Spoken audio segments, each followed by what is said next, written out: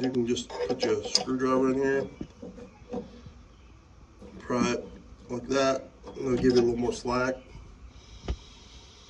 But the main thing is, and I've made the mistake here of routing the cable wrong, because what typically happens, or what I've noticed, is it comes off of this right gearbox always. You'll always find it removed. If you look through that hole there, you might be able to actually see the flywheel I'm talking about, or not, but hey, there's a flywheel above this, and I can see it through here, but can't see it on the phone.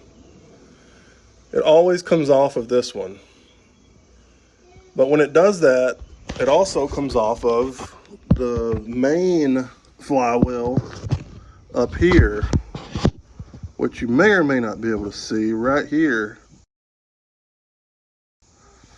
And when it comes off of that one, you have a tendency to only leave one side of the belt on that wheel and just reattach it to this one. But when you do that, you're actually routing it wrong. So what you need to make sure you do is use all the slack you have to go around the main flywheel. Then use your excess that you have off of this pulley, behind this pulley here, that goes back to this flywheel. So if you're putting this belt on and it goes on like easy, that's probably what you've done, and especially if it doesn't move after you put the belt back on. So hopefully you understood what I was saying. Unfortunately, you can't really see what's going on, but if you're working on this, you do know what I'm talking about. So hopefully this helps.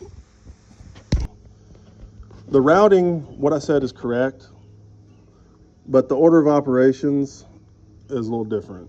So you want to put it back on, you do want to put it back on this one first, because it's really hard to get your hands up in here for this one.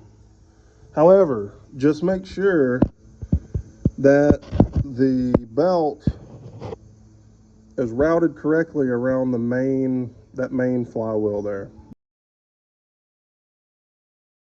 before you start trying to put this one on.